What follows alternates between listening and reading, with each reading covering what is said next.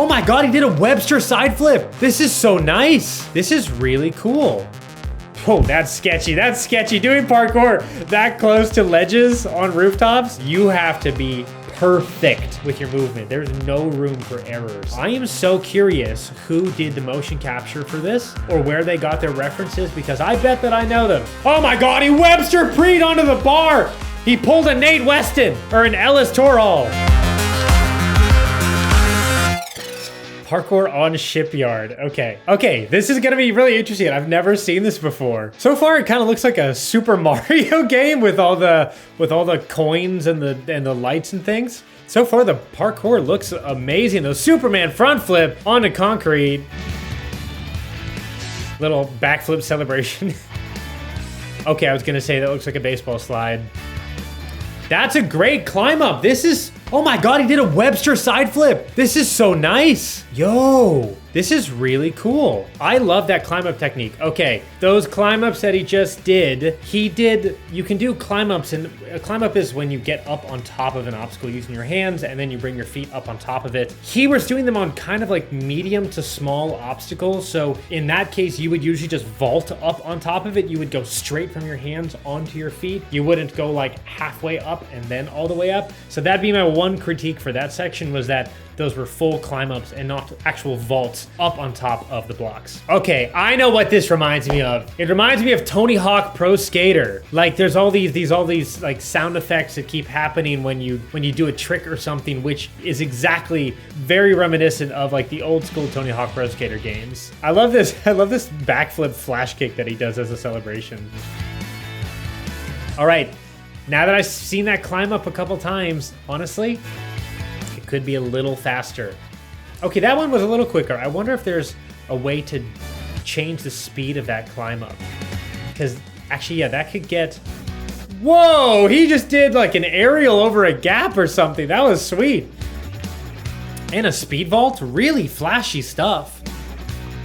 Okay, so this is interesting. When he's doing the front flip off of the obstacle, he kind of rotated in the air and then stopped and then fell the rest of the way vertical. That's not how rotation works. If you rotate in the air, you're gonna keep rotating in some way until you land on the ground. So it would be nice if they were somehow able to animate the front flip so that the front flip perfectly finished right as he was about to land on the ground, rather than flipping in the air and then stopping and then just falling straight down. So that's a small critique. But this is super accurate. This is so cool to see parkour like this. And that Webster side flip is so swanky. That's a weird word. That's really nice. Honestly, this is a really cool moment as a parkour athlete, because I've been doing this for 13 years now. And to see a game like this, which is really accurately capturing the essence of parkour, this is really special. This is honestly really special. I want to go play in this shipyard now. Looks like so much fun. Yeah, same thing with the side flip. You can see that the animation is actually finishing early, then the character is just falling straight down, which is not how physics works. That is not how physics works.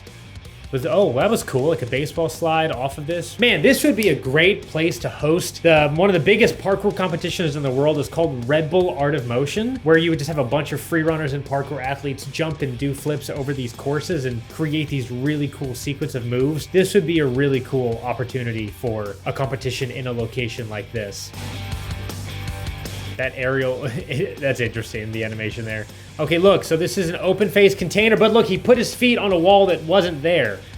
Maybe that's just a glitch in the animation. Oh no, he fell! He hurt himself! Every parkour athlete's worst nightmare. Yeah, it's interesting. So right now, I'm only seeing one variation of the climb up, but you can do a climb up in many different ways, varying speeds, varying the amount of steps that you take. So yeah, it would be interesting. I think I've seen maybe two. There's like a slow version and a medium version, but there is a way to do climb ups really fast, where you essentially just like pop up on top of the wall like the wall isn't even there. It'd be really cool to see more variations in speed of the climb up.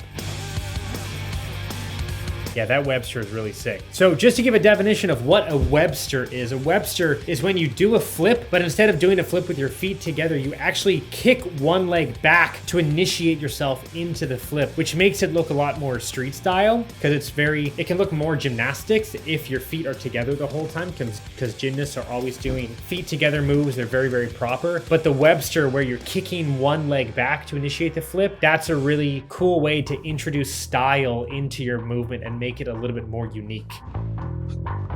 Vault, very nice little monkey vault there. Climb up again. Yeah, same thing. That aerial animation is really cool, but you can see the same thing. The animation finishes and then the character just floats to the ground. Yeah, they've got it. Like, it would be amazing to see these animations perfectly timed to whatever distance they're falling, that the animation completes right as they land, which would be the most accurate thing, because that's how physics works. Because we, as the parkour athletes and the free runners, we have to time our flips based on how far of a drop we're taking. If it's a 1-foot drop or a 5-foot drop or a 10-foot drop, we have to flip slower or faster in order to compensate for the distances that we're falling. So when we do parkour in any environment, every parkour athlete knows this. The first thing you do is you essentially survey everything. You check your surfaces, you make sure things are stable and secure. You make sure that you're not gonna break something. You make sure that things can support your weight before you trust them with your body and your safety. A lot of parkour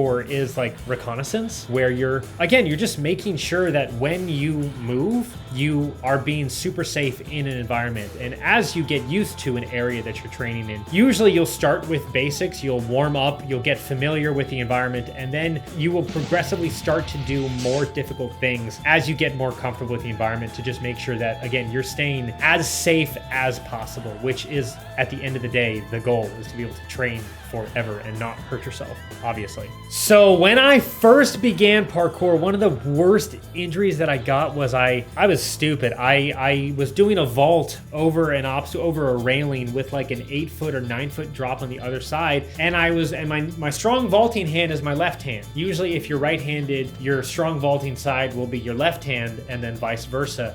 So I vaulted over this railing with my left hand, and I fell the 9 feet down onto concrete, and I landed on my feet, and it was fine, and it was so much fun. And then I went up and I was like, okay, I'm gonna do that again, but I want to do the other side. I did my left arm, I want to see if I can do my right arm, because it's just switching hands, right? It's so much more than that. The entire coordination of your body has to flip. It's like if you're skateboarding, or a soccer player, and trying to take a penalty kick with your left foot if you've only ever done them with your right foot. It's a complete flip-flop of everything your brain understands about that motion. So I went to do it with my right arm, and my feet went over the railing, and they were supposed to come back down, and I just fell sideways down onto the ground, and I caught myself on my wrist, and I broke my wrist. It was not fun. It sucked a lot. But I learned an important lesson about, again, taking my own advice and making sure that you're doing things in a progressive manner so that you avoid moments like that, so you don't make a mistake, a simple small mistake, by thinking you can do something, not testing it in any way,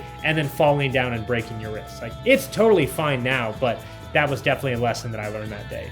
I will say the run animation is not my favorite. He should be traveling more ground. Feels a little like truncated, like he's moving his body a lot, but he's not really going anywhere. So I would love to see either his body like kind of loosen up a little bit and get more of that like arm movement. It seems a little, just compressed almost. Most parkour athletes have really, really great running form, because in order to do big jumps and big flips, you have to have a very natural stride. A lot of people, they come from previous sports, whether it's track or soccer or gymnastics or football or something, where running is a foundation of that sport. This run doesn't look supernatural to me. Yeah, just looks a little funky. When it comes to dealing with weather, because right now it's raining in the game, most free runners avoid it. A lot of people, if you live in London, where the weather is not so great, a lot of incredible parkour athletes and free runners live where the weather is not so great, and they have had to learn how to adapt to not great weather, because that's their norm, whether they're in Russia or Ukraine or in London. But generally, I try to avoid it because things just get a little bit more unpredictable. A big part of parkour, like I call it trusting your feet, where you know that when you step on your foot is going to stay there and you can jump off of it. You're not going to step and slip, You're not going to step and break an object. Like, you need to be able to trust your feet. Just like a football player, like if you're juking in wet grass, you could roll an ankle very, very easily, and you could take yourself out for 3 months, 6 months from a tiny, tiny little mistake that could have just happened from wet grass or a wet surface that you didn't predict. So the rain takes away the ability to trust your feet fully. You can do light training, you can do smaller things, but yeah, it's just, you got to be really careful when you're training in weather, in unideal weather.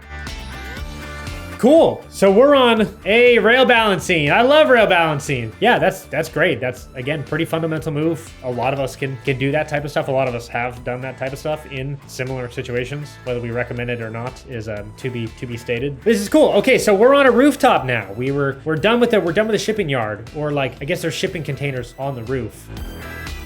Oh, that's sketchy. That's sketchy. Doing parkour that close to ledges on rooftops. Any athlete knows that when you get on a roof, you have to be perfect with your movement. There's no room for errors. So, yeah, that's a little sketchy that he is just kind of. Oh God, he fell! Oh no! Okay, luckily I haven't fallen like that, and I don't plan on it. So a lot of people talk about fear of heights with parkour, like the ability to stand on a ledge, but fear of heights is conditional. Everything can be trained, everything can be conditioned. Like, fear of heights is a natural human response. That is what protects you, but you learn to navigate that and mitigate that through, exposure. Like, exposure therapy is a phrase that is widely used, but it works for parkour as well. If you stand on a 2-foot ledge, and then a 3-foot ledge, and then a 4-foot ledge, and you just keep building up, and you spend a lot of time in these areas where you get very comfortable with your body, you get comfortable with how you can move, comfortable with exactly how much control you have and your balance. Eventually, your fear of heights becomes a respect of heights, where it doesn't hinder you. You don't start shaking and feel your body shutting down and kind of like, short circuiting, to make an electrical analogy out of it. You just become very respectful of it. You understand exactly when you can do something, how you can do something, exactly how much control you have. It's not like you either have fear of heights or you don't have fear of heights. Like, I had fear of heights, and then you just slowly, over years, because again, I've been doing this for 13 years, over that much time and practice and exposure, it goes away. Like, you learn when you can trust yourself, regardless of the height. This is interesting. Definitely, this guy's, he's kind of like running in an indoor and outdoor environment. Outdoor environments are always going to be better. College campuses are great. Playgrounds are great. Weird architectural structures are always going to be fantastic for parkour. Usually, interiors of locations are built for function. Outdoors are built for more like architectural expression. Like, there's a lot of random things outside that don't make sense, but you as a parkour athlete see that and you're like, that would be amazing to climb on and jump on. So then you climb on and you jump on it. But yeah, I love training outdoors. Training insides, it's not really, insides isn't really meant for parkour. Oh God, he fell! That was such a funny fall. He just kind of like teetered over to the side. Hey, that rail walk looks really good. He's got his arms out, which is super proper. He's taking very small, controlled steps, which is exactly how you walk across a rail like that. This is so technical. I am so curious who did the motion capture for this, or where they got their references, because I bet that I know them. I bet that I know them. Oh my God, he Webster Preed onto the bar! He pulled a Nate Weston or an Ellis Torhall. They're incredible athletes that do flips onto railings and they stick the landings. Wow. That's super, super cool. I'm like so happy that I got to see that. As a parkour athlete, that is a huge landmark moment in parkour, because again, like, I grew up playing skateboarding games, and then Assassin's Creed came along, and that was really cool because that was such a great integration of parkour, but it wasn't a parkour game. And then a lot of games have begun integrating parkour and just like more of this movement into how their characters move in their game. But to see how accurately parkour is portrayed, that's pretty cool. Does this mean that parkour is mainstream now? I think this means that parkour is mainstream. That's exciting, but also not exciting, because parkour was more special when it wasn't mainstream. Thank you guys so much for watching this episode of Experts React to this parkour game, Rysen Dawn. Again, my name is Omar Zaki. You can find me on my own YouTube channel, Omar Zaki. But don't forget to like and subscribe to the Gameology YouTube channel for more episodes just like this, and I'll see you again soon.